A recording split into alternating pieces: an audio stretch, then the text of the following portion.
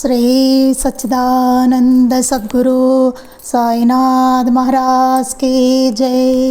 శ్రీ సచ్చిదానంద సద్గురు అలివేలు మంగమ్మ సహిత భరద్వాజ మహారాజ్ की జై.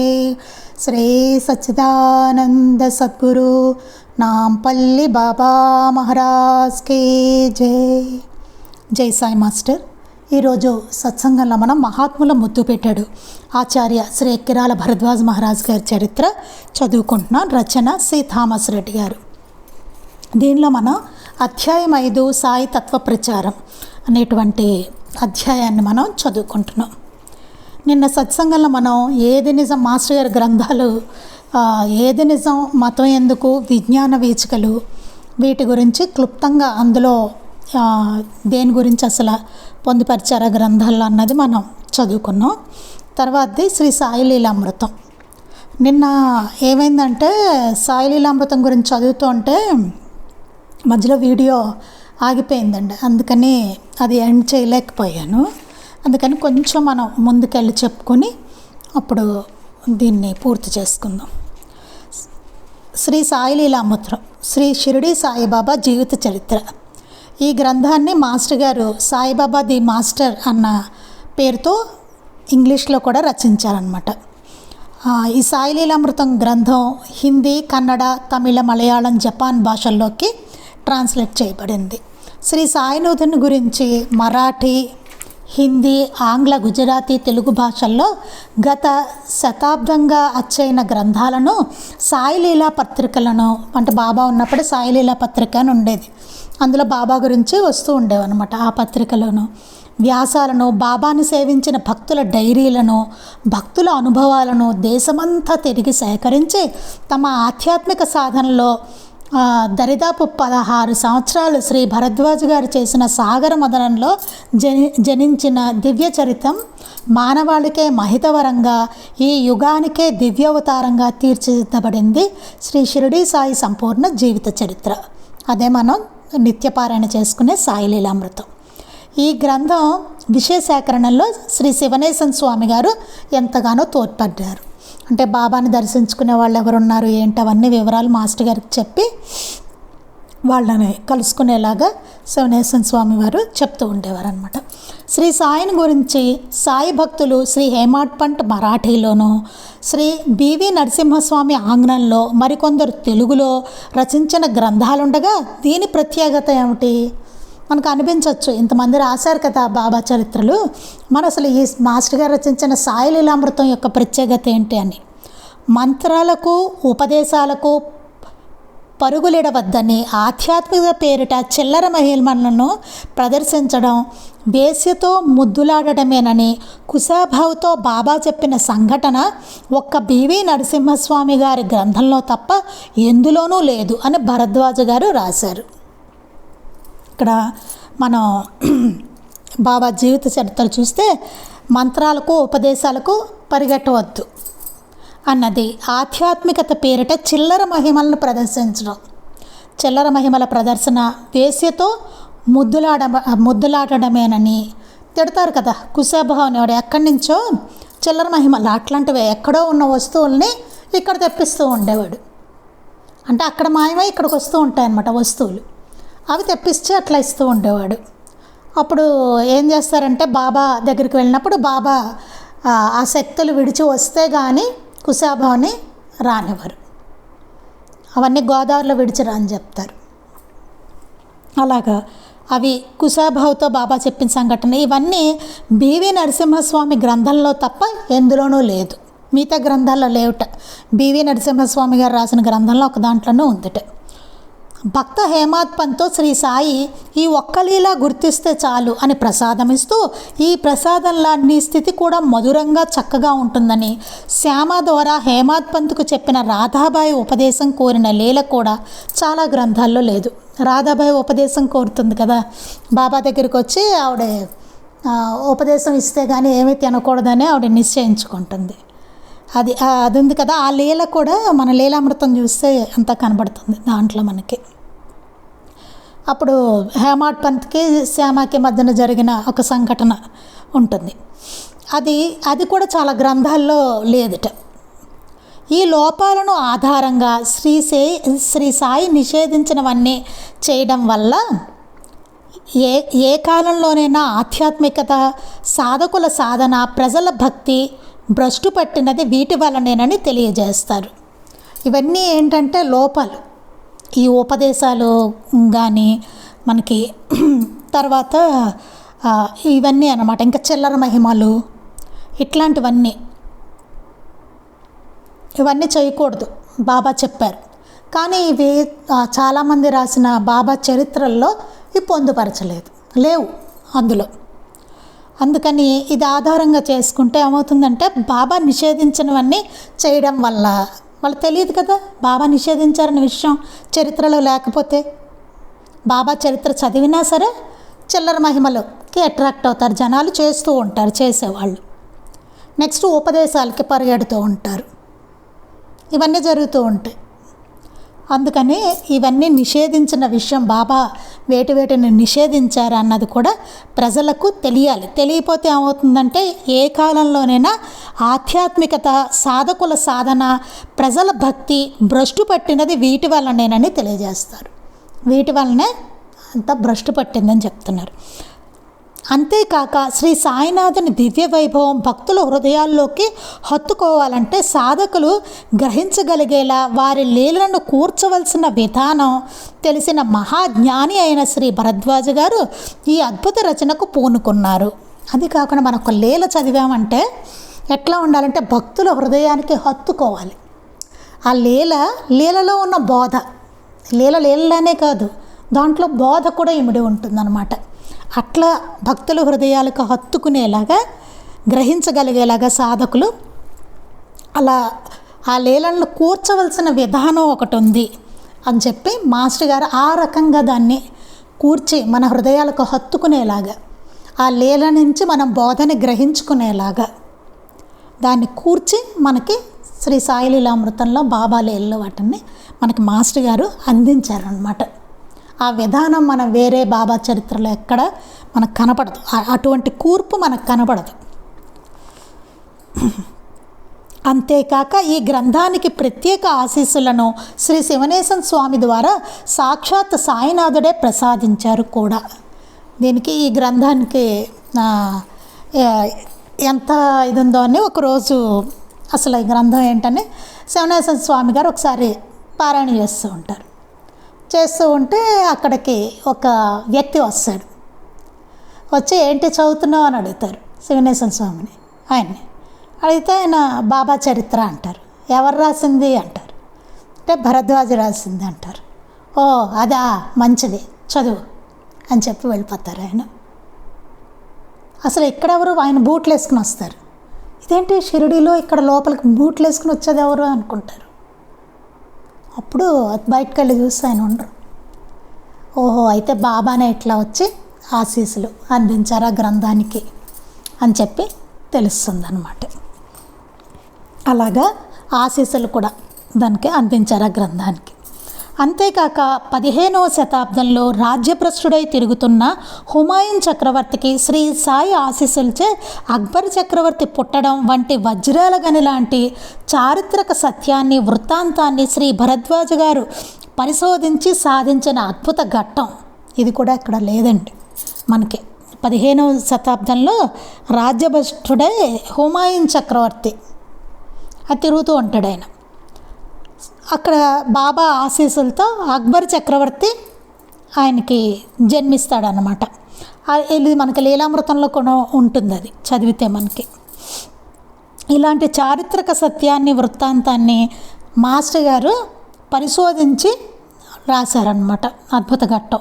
నేడు మానవ జాతికి ఎదురవుతున్న కులమత భేదాలు, పేద ధనిక వర్గ భేదాలు మున్నగు ఇహపర సమస్యలన్నిటికీ పరిష్కారం ఈ గ్రంథంలో కనిపిస్తుంది. మాస్టర్ గారి గ్రంథంలో మనకి, మాస్టర్ గారు రచించిన శ్రీ సాయి లీలామృతం గ్రంథంలో మనకి ఏంటంటే ఈ ఇప్పుడు ఎదురవుతున్న కులమత భేదాలు, పేద ధనిక వర్గాల మధ్య ఇహపర వర్గాల మధ్య భేదాలు, ఇహపర శ్రేయస్సులన్నిటికీ పరిష్కారంగా ఈ గ్రంథంలో మనకి కనిపిస్తూ ఉంటుందన్నమాట. ఈ గ్రంథాన్ని చదివిన పాల్ రబ్స్ లాంటి విదేశీయులు మానవ ఆధ్యాత్మిక చరిత్రలనే నూతన అధ్యయనానికి నాంది అని కొనియాడారు. మాస్టర్ గారు రచించిన సాయి లీలామృతాన్ని ఆయన ఇంగ్లీష్లో ఉన్నదాన్ని పాల్ రబ్స్ అని ఆయన చదువుతారు. చాలా గొప్ప ఆయన చదివి సియాటిల్ అనమాట, అమెరికాలో సియాటిల్ అని. ఆ పాల్ రబ్స్ అని ఆయన విదేశీయుడు, ఆయన చదివి అసలు చాలా అద్భుతమైన గ్రంథం ఇది. అర్థం చేసుకుంటే కానీ జీసస్ యొక్క జీవితాన్ని అర్థం చేసుకోవడం అనేది చాలా కష్టం అని చెప్పి ఆయన చాలా గొప్ప గ్రంథం సాయి లీలామృతం అని కొనియాడతారనమాట. ఈ గ్రంథము ఆధ్యాత్మిక చరిత్రలోనే నూతన అధ్యాయానికి నాంది అని కొనియాడారట. భరద్వాజ గారి సాయి లీలామృతం ఆ ఫకీరు తన సమాధి నుండి కురిపించిన క్షరంగాని అక్షరాలు. అందుకే అది భాగవతం, ఖురాన్, బైబిల్ అన్న శ్రీ సిహెచ్ వెంకటకృష్ణ గారి మాటలు అక్షర సత్యాలు. ఎంత అద్భుతమైన గ్రంథం అంటే బాబానే సమాధి నుంచి కురిపించిన క్షరము కానీ అక్షరాలు. క్షరము అంటే నాశనం లేనిదనమాట, ఇంకా దానికి లేదు అట్లాంటిది, అలాంటి అక్షరాలు. అందుకే అది భాగవతము, ఖురాను, బైబిళ్ళు అని శ్రీ సిహెచ్ వెంకటకృష్ణ గారి మాటలు నిజంగా అక్షర సత్యమే అంటున్నారు ఇక్కడ.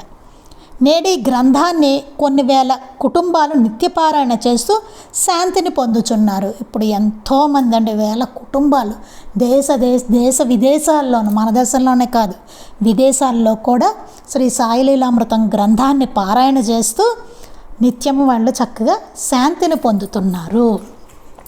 అది ఎంతో అద్భుతమైన గ్రంథం. ఇది మనం చెప్పుకున్నప్పుడే ఒక విషయాన్ని స్మరించుకోవడం చాలా అవసరం. ఎందుకంటే మాస్టర్ గారు లీలామృతం స్టార్టింగ్లో రాస్తారనమాట,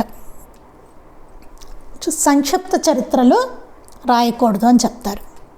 అంటే మనం చదివే గ్రంథం సాధ్యమైనంత విస్తారంగా ఉండాలన్నమాట. రామాయణ భాగవతాలు అవన్నీ ఎట్లా ఉన్నాయో, ఎంత విస్తారంగా ఉన్నాయో అట్లాగే మనం చదివే బాబా చరిత్ర విస్తారంగా ఉండాలి సాధ్యమైనంత. అంతేగాని షార్ట్ కట్లు అట్లా ఉన్న చిన్న చిన్న పుస్తకాలు చదవకూడదు. అది చేస్తే ప్రజల్లో భక్తి బీజాన్ని నశింపజేసిన వాళ్ళు అవుతారు అని రాస్తారు. అందుకని మాస్టర్ గారు అసలు సంక్షిప్త చరిత్రలను రాయడానికి కానీ చదవడానికి కానీ మాస్టర్ గారు అసలు ఎట్టి పరిస్థితుల్లోనూ ఒప్పుకోలేదు. అందుకని మనం చదివే గ్రంథం సాధ్యమైనంత విస్తారంగా ఉండాలి, గుర్తుపెట్టుకోవాలి. ఎందుకు సాయి లీలామృతమే చదవాలంటే ముందు చదువుకున్నాం చూసారా, ఈ పాయింట్స్ ఏవి అందులో లేవు, మిగతా వాటిల్లో లేవు, లీలామృతంలో ఉన్నవి. లేకపోవడం వల్ల ఏమవుతుంది, అవన్నీ బాబా ఆమోదించడం అన్నట్టుగానే ఉంటుంది. బాబా ఎన్ని వద్దన్నారు, అవన్నీ అందులో ఉండవు. చిల్లర మహిమలు వద్దన్నారు, ఆయన అసలు ఒప్పుకోలేదు కదా. అది నెక్స్ట్ ఉపదేశాలు లేవన్నారు, ఉపదేశాలు పరిగెట్టద్దని చెప్పారు, ఉపవాసాలు వద్దన్నారు, ఇట్లాంటివన్నీ. అందుకని అవన్నీ మాస్టర్ గారు చాలా చక్కగా పొందుపరిచారు. అదే కాకుండా బాబా లీలలు దీన్ని కూర్చవలసిన విధానం ఒకటి ఉంది అని చెప్పి ఆ రకంగా భక్తుల మనస్సులకి హత్తుకుని ఆ బోధని తీసుకునేటువంటిలాగా ఆ విధానంలో మాస్టర్ గారు రాయడం జరిగింది. ఎంతో అద్భుతమైన గ్రంథం. సాయినాథుల వారే స్వయంగా మాస్టర్ గారి చేత రాయించుకున్న గ్రంథం అది. అంత అద్భుతమైన గ్రంథం అది. బాబా ఆశీస్సులు ఇచ్చిన గ్రంథం సాయి లీలామృతం. అందుకని తర్వాత శ్రీ గురు చరిత్ర. దత్తాత్రేయ స్వరూపులకు శ్రీపాద వల్లభులు శ్రీ నృసింహ సరస్వతి స్వామి వారి దివ్య చరిత్రను శ్రీ గంగాధర సరస్వతి స్వామి మరాఠీలో రాయగా, శ్రీ వాసుదేవానంద సరస్వతి స్వామి సంహిత అయిన గురుద్విసహస్రి అన్న పేరుతో సంస్కృతంలో రచించారు. వారి శిష్యులు శ్రీ గుళవలి మహారాజ్ గారు ఈ గ్రంథాన్ని భరద్వాజ్ గారికి ఇచ్చారు. ఇది మనకు తెలుసు, గురుచరిత్ర మాస్టర్ గారు సంస్కృతంలో ఉన్నదాన్ని తెలుగులోకి అనువదించారు మనందరికీ చక్కగా చదువుకొని సద్గురు అనుగ్రహం పొందడానికి. శ్రీ గురు చరిత్ర దత్తాత్రేయ స్వరూపులకు శ్రీపాద వల్లభులది, శ్రీ నృసింహ సరస్వతి స్వామి వారి దివ్య చరిత్రను శ్రీ గంగాధర సరస్వతి స్వామి మరాఠీలో రాశారు. గురుచరిత్ర తర్వాత శ్రీ వాసుదేవానంద సరస్వతి స్వామి సంహితాయన గురుద్విసాహస్రి అన్న పేరుతో దీన్నే సంస్కృతంలో రాశారు. ఈ మరాఠీలో ఉన్న గుడి చరిత్రనే వాసుదేవానంద సరస్వతి స్వామి గారు సంస్కృతంలో రాశారు. వారి శిష్యులు శ్రీ గుళవలి మహారాజ్ గారు ఈ గ్రంథాన్ని భరద్వాజ్ గారికి ఇచ్చారు, మాస్టర్ గారికి ఇచ్చారు. గుళవలి మహారాజ్ ఇది మనకి ఉంటుంది సాయిలీలామృతంలోనూ మిగతా మనకు గురు చరిత్ర చదువుతున్నప్పుడు వీటిల్లో మనకి కనబడుతుంది. ఇది చాలా గ్రంథాల్లో మాస్టర్ గారు దీని గురించి ప్రస్తావించడం కూడా జరిగింది. ఈ పవిత్ర శ్రీ గురు చరిత్ర పారాయణానంతరము భరద్వాజ గారి స్వప్న దర్శనం ద్వారా తన గురువు సాయినాథుడు అని తెలుసుకుని అంతటి అద్భుత గ్రంథాన్ని ఆంధ్రీకరించి ఆంధ్రులకు అందించారు. ఆ గ్రంథమే శ్రీ గురు చరిత్ర. ఇది మనకి ఆనందమయ చరిత్రలో చాలా వివరంగా ఉంటుంది. ఎవరైనా మర్చిపోతే ఒకసారి చూడండి. ఆనందమయ చరిత్రలో మనకి గురు చరిత్ర గ్రంథం ఎట్లా వచ్చింది, మాస్టర్ గారు ఎట్లా అనువదించారు దాన్ని అంతా ఉంటుంది. గుళవలి మహారాజ్ గారి దగ్గరికి వెళ్ళిన అంతా ఉంటుంది, దాంట్లో మనకి వివరంగా ఉంటుంది. అందుకని ఈ పవిత్ర శ్రీ గురు చరిత్ర పారాయణానంతరం ఆ గ్రంథాన్ని మాస్టర్ గారు పారాయణ చేసిన తర్వాత భరద్వాజ్ గారికి స్వప్న దర్శనం ద్వారా తన గురువు సాయినాథుడు అని తెలుసుకున్నారు. బాబా స్వప్న దర్శనం ఇస్తారు. ఆ పారాయణ పూర్తవగానే మాస్టర్ గారికి ఇచ్చి మాస్టర్ గారిని శిష్యునిగా తన శిష్యునిగా బాబా అంగీకరిస్తారనమాట. అని తెలుసుకొని అంతటి అద్భుత గ్రంథాన్ని ఆంధ్రీకరించి ఆంధ్రులకు అందించారు. అదే చక్కటి అదృష్టం మనందరికీ కూడా కలగాలి అని చెప్పి ఆ అద్భుతమైన గ్రంథాన్ని తెలుగులోకి సంస్కృతం నుంచి తెలుగులోకి అనువదించి మనకి ఆ గ్రంథాన్ని శ్రీ గురు చరిత్ర మనకి అందించారనమాట. నాయనలారా మీకు సకల శుభాలు ప్రాప్తించుగాక. నలుగురు ఒక చోట చేరి మా చరిత్ర పారాయణ చేసేవారు, అందులోని స్తోత్రాలు పఠించేవారు, నామ సంకీర్తన చేసేవారు మా ప్రీతికి పాత్రులవుతారు. ఇది శ్రీగురుడు స్వయంగా చెప్పిన మాట. ఇది కూడా మాస్టర్ గారు చివరిలో రాస్తారు గురుచరిత్రలో. నాయనలారా మీకు సకల శుభాలు ప్రాప్తించుగాక. నలుగురు ఒక చోట చేరి మా చరిత్ర పారాయణ చేసేవారు. శ్రీ గురు చరిత్రని నలుగురు ఒక చోట చేరి పారాయణ చేసిన, అందులోని స్తోత్రాలు పఠించిన, నామ సంకీర్తన చేసేవారు మా ప్రీతికి పాత్రులు అవుతారు. వారందరూ దత్తస్వామి ప్రీతికి పాత్రులు అవుతారట. మా కథామృతం గానం చేసేవారింట్లో 4 పురుషార్థాలు సిద్ధులు నిత్య నివాసం చేస్తాయి. ఆయన అభయం ఇచ్చారు. ఎవరైతే ఇది చదువుతూ ఇది పారాయణ చేస్తూ ఉంటారో వారింట్లో 4 పురుషార్థాలు సిద్ధులు నిత్య నివాసం చేస్తాయట. ధర్మార్థ కామ మోక్షాలు సిద్ధులు నిత్య నివాసం చేస్తూ ఉంటాయి అని చెప్పారు. జీవితాంతం అష్టైశ్వర్యాలు అటు తర్వాత ముక్తి సిద్ధిస్తాయి అని శ్రీగురుడు అభయప్రదానం చేశారు. శ్రీ గురు చరిత్ర గ్రంథం సాక్షాత్తు శ్రీ దత్తాత్రేయుని ఆజ్ఞపై శ్రీ వాసుదేవానంద సరస్వతి స్వామిచే సంస్కృతంలో రచించబడింది. ఈ శ్రీ గురు చరిత్ర గ్రంథం దత్తాత్రేయుడు సాక్షాత్తు దత్తప్రభు ఆజ్ఞపై వాసుదేవానంద సరస్వతి గారు సంస్కృతంలో రచించారు. దీన్ని ఈ గ్రంథాన్నే మాస్టర్ గారు మనకి తెలుగులోకి అనువాదం చేశారనమాట. సద్గురువు ప్రాశస్యము, సద్గురు సేవా విధానము సాధకునికి తెలిపే అరుదైన గ్రంథం శ్రీ గురు చరిత్ర. సద్గురువు యొక్క ప్రాశస్త్యం ఏమిటి, అసలు ఆయన గొప్పతనం ఏమిటి, అసలు సద్గురువు మనకి ఎందుకు, ఆయన దొరికిన తర్వాత ఆయన ఎట్లా సేవించుకోవాలి, ఇవన్నీ సాధకుడికి తెలిపేటువంటి అరుదైన గ్రంథం శ్రీ గురు చరిత్ర. అంతేకాకుండా ఇది మనని నకిలీ గురువుల బారిన పడకుండా, నకిలీ ఆధ్యాత్మికతలోకి వెళ్లకుండా మనకి భద్రంగా మనల్ని కాపాడే గ్రంథం శ్రీ గురు చరిత్ర గ్రంథం. వారిని వారి ప్రతిరూపాలైన మహనీయులను భక్తులు ఎలా ఆశ్రయించి సేవించాలో తెలియాలంటే శ్రీ గురు చరిత్ర పారాయణ తప్పనిసరి. గురు చరిత్ర పారాయణ చదివితే కానీ మనం మహనీయులని, మన సద్గురువుని మహనీయుల్ని భక్తులు ఎలా ఆశ్రయించి సేవించాలో అన్న తెలియాలంటే గురు చరిత్ర పారాయణ తప్పనిసరిగా చేసుకోవాలి. శ్రద్ధగా ఈ గ్రంథం పారాయణ చేసేవారికి స్వప్నంలో దత్తస్వామి సద్గురువుని చూపుతారు. అది చాలా ముఖ్యమైనది. శ్రద్ధగా కనుక దీన్ని పారాయణ చేస్తే, అంటే సద్గురువు నాకు కావాలన్న ఇదితోటి సంకల్పంగానే పారాయణ చేయాలి. చేసినప్పుడు దత్తస్వామి మనం ఆశ్రయించవలసిన గురువు ఎవరో తెలుపుతారు. తెలిపి అక్కడ ఆ గురువుకు కూడా దత్తస్వామి కనిపించి ఫలానా వాడు నీ దగ్గరికి వస్తాడని చెప్తారు. చెప్తే ఆ గురువు మనల్ని గుర్తించడం జరుగుతుంది. అంత ప్రాసెస్ ఉంటుంది అందులో. మనకి గురువు ఎవరో దత్తస్వామి చెప్పాలి, ఆ దత్తస్వామియే ఆ గురువు గారికి ఇంకో వీడు వస్తాడు నీ దగ్గరికి అని ఆయన చెప్పాలి, ఆ గురువు గారు మనల్ని గుర్తించాలి. ఇన్ని జరగాలి ఇక్కడ. అంత జరిగితేనే ఆ గురువు దగ్గరికి వెళ్ళాల్సింది. ఆ గురు చరిత్ర అట్లా మనం ఆ సంకల్పంతో, సద్గురువు కావాలన్న సంకల్పంతో పారాయణ చేస్తుండే. చాలా జాగ్రత్తగా ఉండవలసిన విషయం అన్నమాట ఇది. లేకపోతే ఖచ్చితంగా మనం దొంగ గురువుల బారిన పడడం అనేది తథ్యం. అది అందుకోసం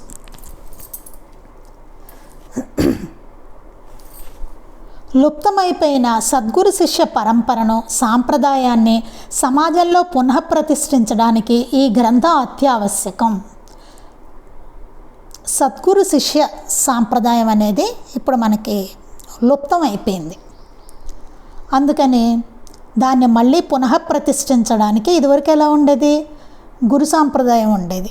శిష్యుడు ఖచ్చితంగా తీసుకెళ్ళి ఒక గురువు గారి దగ్గర ఆ బిడ్డల్ని పెట్టేవారు. పెడితే ఆ గురువు దగ్గర వాళ్ళు ఉండే అన్ని విద్యాబుద్ధులు నేర్చుకుని ఆ గురువు ఆదేశించినప్పుడు వారు వివాహం చేసుకుని అలాగా ఉండేవాళ్ళు అన్నమాట. కానీ తర్వాత ఏమైంది, ఈ గురు సాంప్రదాయం, గురు శిష్యుల అనేది లుప్తమైపోయింది. అందుకని ఆ సాంప్రదాయాన్ని సమాజంలో పునఃప్రతిష్ఠించడానికి ఈ గ్రంథం అత్యావశ్యకం. నకిలీ గురువుల బారిన పడకుండా జనసామాన్యానికి నిజమైన సద్గురుతత్వం తెలిపే ఈ గ్రంథం అమూల్యమైనది. అందుకే శ్రీ గురు చరిత్ర, శ్రీ సాయిబాబా చరిత్ర 2 కన్నుల వంటివి, సూర్యచంద్రుల వంటివి అంటారు శ్రీ భరద్వాజ్ గారు.